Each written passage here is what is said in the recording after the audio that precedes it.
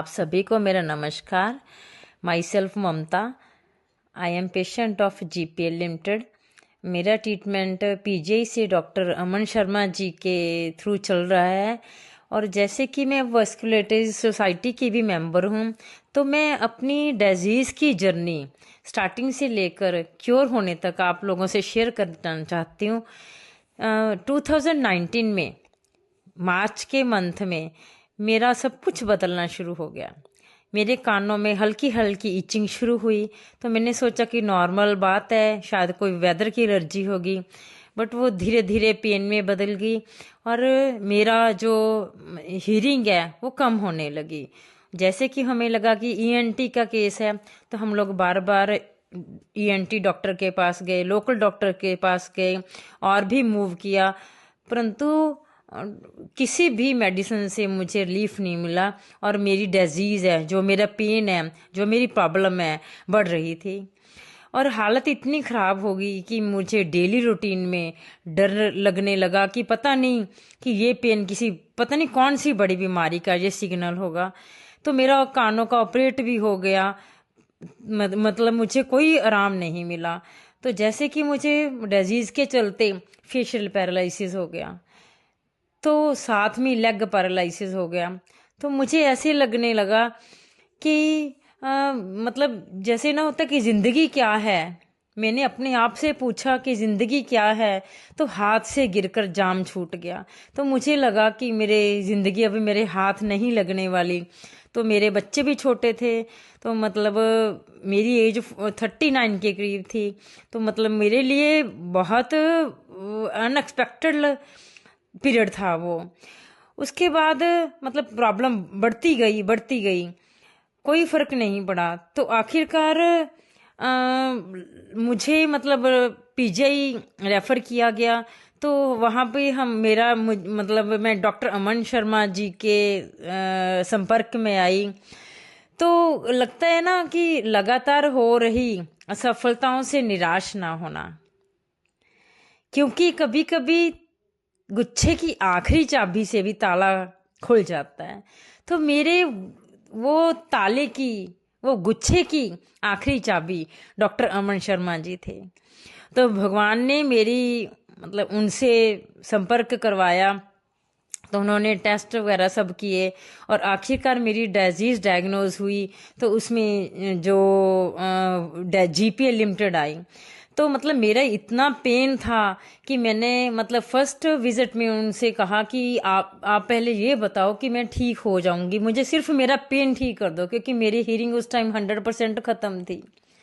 Profound hearing loss का case हो गया था मेरा, और जो बॉडी में पेन है वो एक्सट्रीम में था।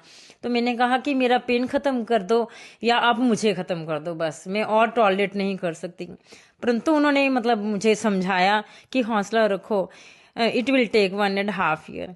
तो मैंने कहा कि 1.5 ईयर तो बहुत ज़्यादा है। उन्होंने कहा कि पेशेंस तो इतना रखना पड़ेगा, कि कोई बात नहीं, कि मैं मतलब पूरी कोशिश करूँगा आपको जल्दी से जल्दी रिलीफ मिल जाए।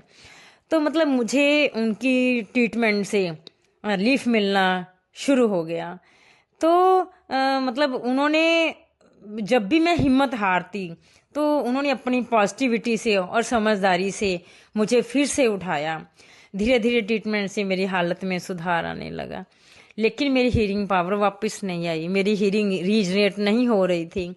तो उन्होंने मेरे डीएम थे डॉक्टर प्रतीक, तो और डॉक्टर अमन शर्मा जी ने मुझे डिस्कस करके ईएनटी डिपार्टमेंट में डॉक्टर नरेश पांडा जी के पास भेजा। तो वहाँ पर मेरी ट्रीटमेंट ईएनटी का शुरू हो गया। तो उन्होंने मेरी सारी रिपोर्ट्स देखी, काफ़ी मतलब टाइम लगाया, काफ़ी विजिट की हमने ईएनटी डिपार्टमेंट की। तो उन्होंने कहा कि ये केस तो कोक्लियर इम्प्लांट का है। यो तो मतलब तो ये सुनकर मेरी फैमिली में एक नया डर और चिंता पैदा हो गई, क्योंकि मतलब इस जीपे डिजीज के अंडर सर्जरी होनी, वो मेजर सर्जरी थी मेरी इम्प्लांट की, वो अपने आप में कॉम्प्लिकेटेड थी। बट दोनों डॉक्टर्स ने कंसल्ट किया, हेमेटोलॉजी ने भी और ईएनटी डिपार्टमेंट ने भी, दोनों ने कंसल्ट करके मेरा केस हैंडल किया। उन्होंने ज्वाइंट कोशिश की।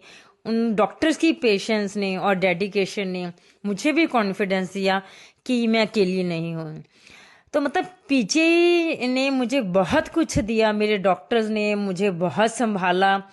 वो मतलब कहते हैं medicine can cure but only doctors can cure the patients. तो मतलब जिंदगी में मैं समझ गई थी इतनी स्ट्रगल के बाद कि जिंदगी में उतार चढ़ाव का आना बहुत ज़रूरी है।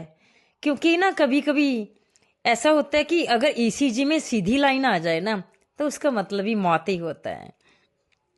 तो मतलब हीरिंग नहीं थी बट फिर भी मेरे अंदर मेरे डॉक्टर्स ने इतनी पॉजिटिविटी भर दी थी कि मैं पीजे जाती तो पॉजिटिविटी लेकर वापस आती।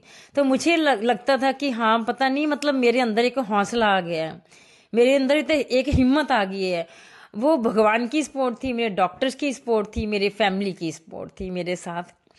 तो मतलब मुझे मैं हीरिंग ना होते हुए भी ये सोच रही थी कि तेरे पास जो है उसकी कदर कर। यहाँ तो आसमां के पास भी खुद की ज़मीन नहीं है। फाइनली मेरा कोक्लियर इम्प्लांट हुआ और सक्सेसफुल हुआ। इम्प्लांट के बाद मेरी हीरिंग ऑलमोस्ट इम्प्रूव हो गई। आज मैं नॉर्मल लाइफ जी रही हूँ। मेरा घर, फैमिली, फ्रेंड्स, छोटी छोटी खुशियाँ पहले पेन के कारण ख़त्म हो गई थी तो वो मतलब मुझे वापस मिली। और जो लाइफ है, जो इतने स्ट्रगल के बाद मुझे वापस लाइफ मिली, तो मैं सोचती हूँ कि मैं लक्की हूँ। क्यों, कभी कभी ऐसे लोग भी होते हैं जिनको ट्रीटमेंट कराने का भी मौका नहीं मिलता। कम से कम मैं उन लोगों में से हूँ जिनको ट्रीटमेंट करवाने का मौका मिला और आज मैं मतलब नॉर्मल लाइफ जी रही हूँ। तो मेरे लिए जो लाइफ की थ्योरी थी, जो लाइफ के मायने थे, वो बदल चुके हैं। मैं छोटी छोटी खुशियों से ही मतलब अपने आप को बहुत खुशकिस्मत समझती हूँ।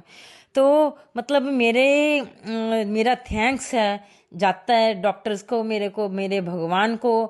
जो डॉक्टर्स हैं वो भी भगवान का ही रूप होते हैं। तो मेरे मतलब मैं उनको तहे दिल से आप सभी को और डॉक्टर्स को थैंक्स करती हूँ। और जो वस्कुलरिटी सोसाइटी बनी हुई है ये मतलब बहुत बड़ी, जिनको पूजा जी हैंडल कर रही हैं, ये अपने आप में बहुत बड़ा प्रोजेक्ट है। बहुत बड़ा मतलब मोटिवेशनल एक प्लेटफॉर्म है जिसमें हम लोग आपस में अपनी प्रॉब्लम डिस्कस करते हैं और सबको लगता है कि हम लोग अकेले नहीं हैं, इस लड़ाई में हम लोग अकेले नहीं हैं। अगर आप अच्छे डॉक्टर के पास हो, आप अच्छी गाइडेंस मिल रही है आपको, तो surely you will succeed. Thank you, thank you so